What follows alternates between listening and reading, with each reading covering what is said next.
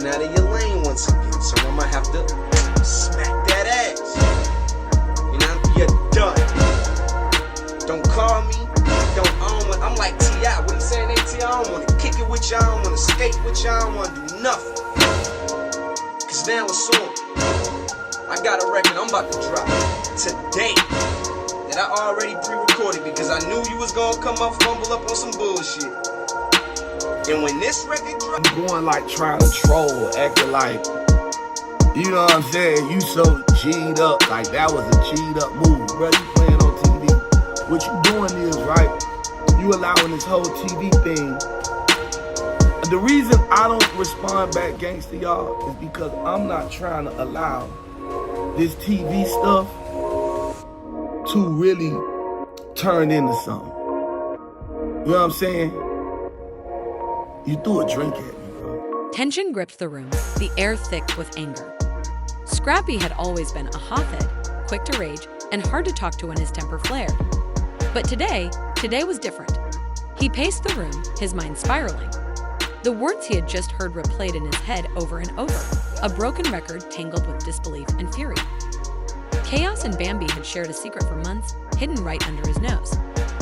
Scrappy had sensed something was off, but he never imagined the truth.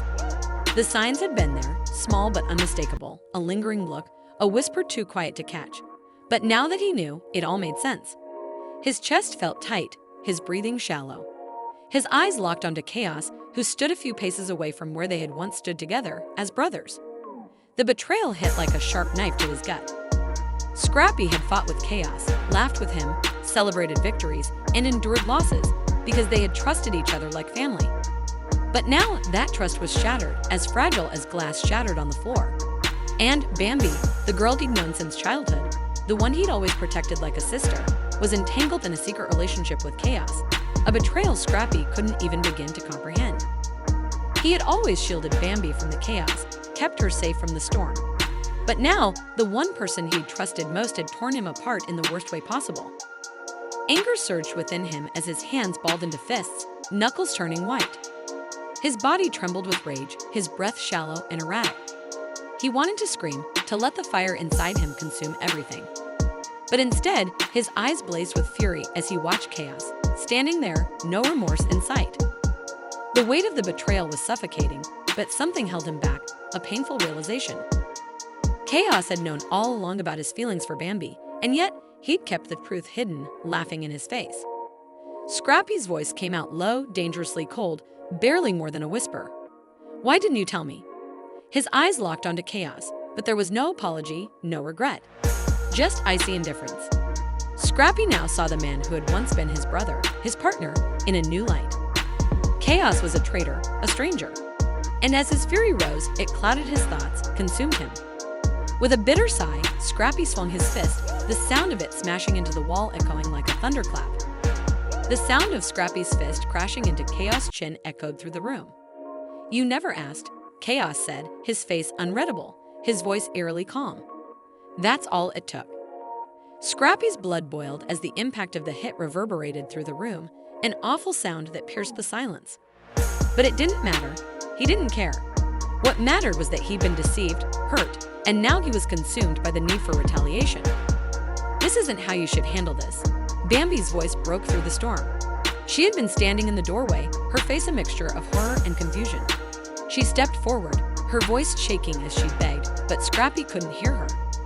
His rage was too overwhelming, too blinding to listen. There was no fight left in him, not the kind of fight Scrappy was looking for. What remained was the cold, crushing realization. The man he had once called his brother was gone, and the woman he had protected and loved like a sister was now on the other side. "You both knew," Scrappy hissed, his voice breaking with the weight of the betrayal. "And you kept it from me." Chaos didn't respond. Bambi stood frozen, silent. Her eyes, those eyes that had once been so familiar, were filled with a pain Scrappy couldn't bear to look at. He needed her to say something, anything, to explain why she had chosen Chaos over him. Why she had done this to him. But she remained silent, her gaze empty. In that moment, everything vanished. What remained was a painful void. Bambi, Chaos, the secret, the rage, the betrayal, everything disappeared in an instant, leaving Scrappy feeling empty and lost.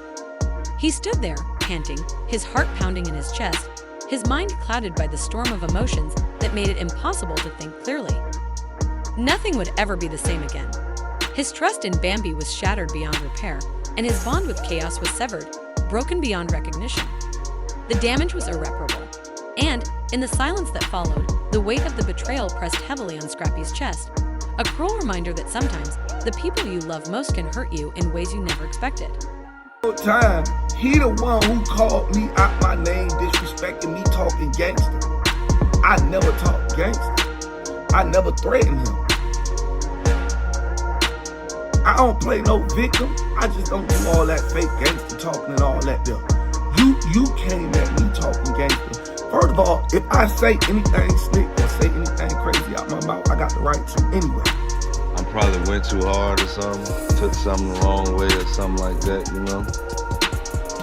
So I want to say, I'm sorry to Khaotic, you know? We're getting somewhere. We're getting somewhere.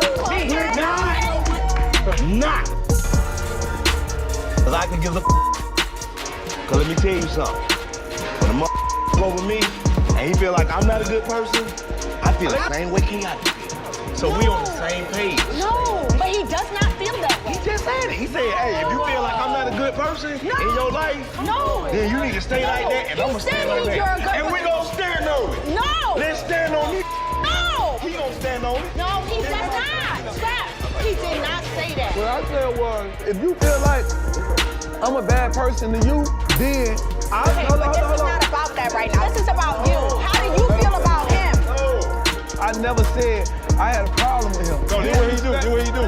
He say something crazy, and he be like, oh, I ain't got no beef. I ain't got no something. Khaotic always trying to play a victim. He'll start some, then he want to be like, I don't want no beef, man. If you got an issue, stand on it. If not, sit down and shut up, bro. At the end of the day, like I said, bro, it don't even really matter. Cuz gonna try to goddamn, he want everybody to be like, oh my God. No, because we're so grown, we can really make an assessment of our own thoughts here. I be watching cuz, I be like, oh.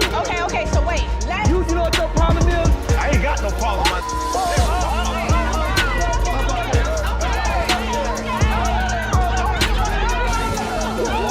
beat your ass.